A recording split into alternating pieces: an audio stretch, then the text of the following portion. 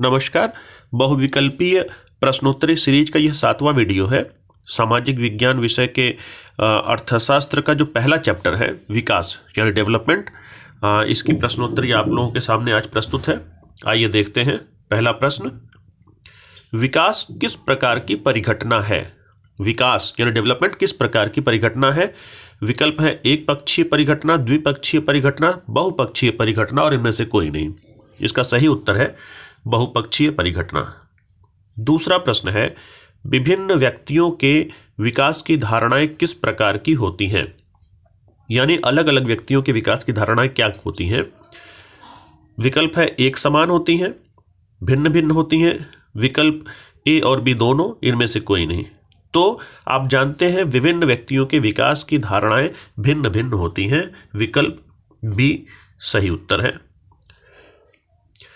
तीसरा प्रश्न है, लोगों के बीच एक सामान्य विकास लक्ष्य क्या है? सभी लोगों के बीच सामान्य विकास लक्ष्य, कॉमन डेवलपमेंट गोल क्या है?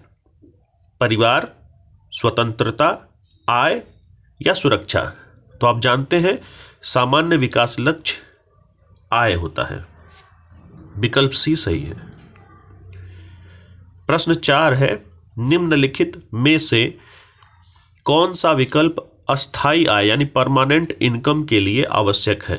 बेहतर मजदूरी, रोजगार के अवसर, नियमित कार्य, उपज का बेहतर मूल्य। तो आप जानते हैं कि अगर अस्थाई आय यानी परमानेंट आय चाहिए तो आपको नियमित काम मिलना चाहिए, लगातार काम मिलना चाहिए। तो विकल्प सी सही है। आर्थिक विकास के पारंपरिक दृष्टिकोण में शामिल है, यानी पारंपरिक दृष्टिकोण में कौन सा विकल्प शामिल है? प्रति व्यक्ति आय, राष्ट्रीय आय, विकल्प ए और बी दोनों, इनमें से कोई नहीं। यानी पारंपरिक दृष्टिकोण यानी कि क्लासिकल व्यू में प्रति व्यक्ति आय को शामिल किया गया है। विकल्प ए सही है। प्रश्न 6 है, देश के प्रति व्यक्ति आय की गणना कैसे करते हैं? किसी देश के प्रति व्यक्ति आय की गणना कैसे करते हैं?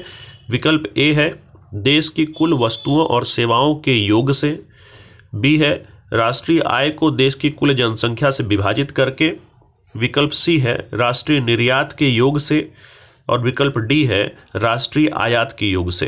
तो आप जानते हैं कि राष्ट्रीय आय को देश की कुल जनसंख्या से जब भाग दे देते हैं तो प्रति व्यक्ति आय आ जाती है। तो विकल्प बी सही है।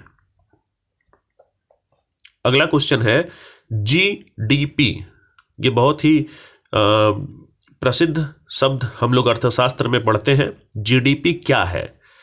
सकल राष्ट्रीय आय यानी ग्रॉस नेशनल इनकम, सकल घरेलू निर्यात ग्रॉस डोमेस्टिक एक्सपोर्ट, सकल घरेलू उत्पाद ग्रॉस डोमेस्टिक प्रोडक्ट या सकल राष्ट्रीय व्यय ग्रॉस नेशनल एक्सपेंडिचर। तो आप जानते हैं जीडीपी ग्रॉस डोमेस्टिक प्रोडक्ट को कहते हैं। विकल्प सी सही है। अगला प्रश्न है, आईएमआर। आईएमआर का अर्थ क्या है?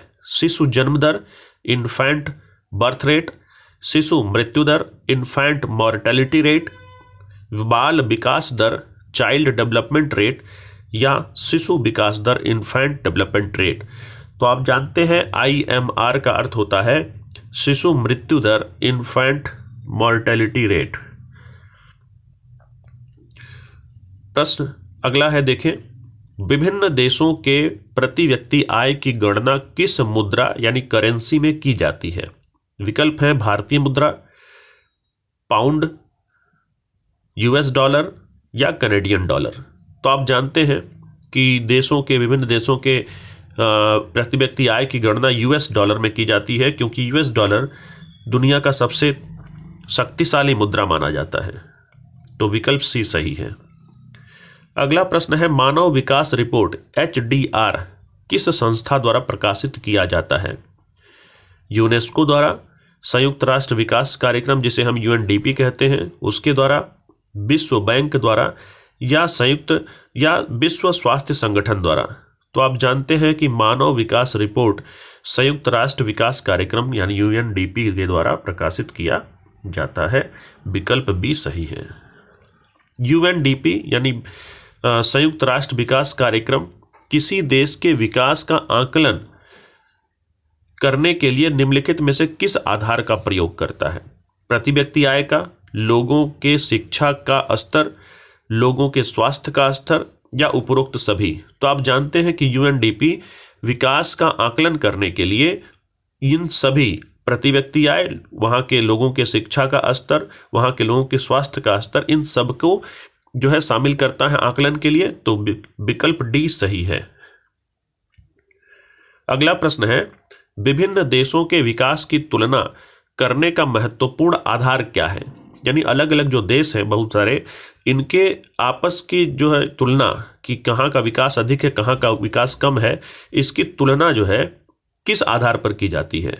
विकल्प ए संसाधन के आधार पर, विकल्प बी जनसंख्या के आधार पर, विकल्प सी औसत आय के आधार पर और विकल्प डी बिक्री दर के आधार पर। तो आप जानते हैं कि विकास की तुलना जो है औसत आय के आधार पर की जाती है। विकल्प सी सही है। अगला प्रश्न है, विश्व विकास रिपोर्ट वर्ल्ड डेवलपमेंट रिपोर्ट किस संस्था द्वारा प्रकाशित की जाती है?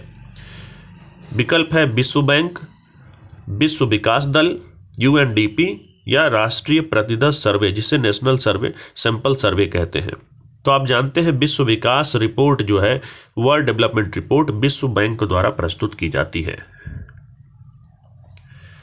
अगला प्रश्न है भारत से कि भारत के किस राज्य का मानव विकास सूचकांक यानी HDI ह्यूमन डेवलपमेंट इंडेक्स सर्वाधिक है? तो विकल्प है महाराष्ट्र, बिहार, केरल और पंजाब।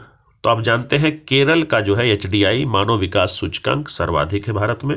तो विकल्प सी सही है। अगला प्रश्न है कि भारत में किस राज्य की साक्षरता दर सर्वाधिक है? यानी यहाँ पढ़े लिखे लोगों की संख्या ज़्यादा है। विकल्प है उत्तर प्रदेश, महाराष्ट्र, गुजरात, केरल। तो आप जानते हैं कि भारत में साक्षरता दर सर्वाधिक है केरल का, यानी विकल्प डी सही है। एक प्रश्न आप लोगों के लिए, आप इसे तलाश करें। प्रश्न है कि वर्ष 2020 में मानव विकास सूचकांक यानी HDI में कितने देशों को शामिल किया गया था और उनमें भारत की रैंक क्या थी? मतलब जो मानव विकास रिपोर्ट बनी थी, सूचकांक का बना था रिपोर्ट, उसमें कितने देशों को शामिल किया था, भारत की स्थिति उसमें क्या थी, रैंक क्या था? इस प्रश्न का उत्तर आप कमेंट बॉक्स में लिख कर दे सकते हैं। और वीडियो को पूरा देखने के लिए बहुत बहुत धन्यवाद।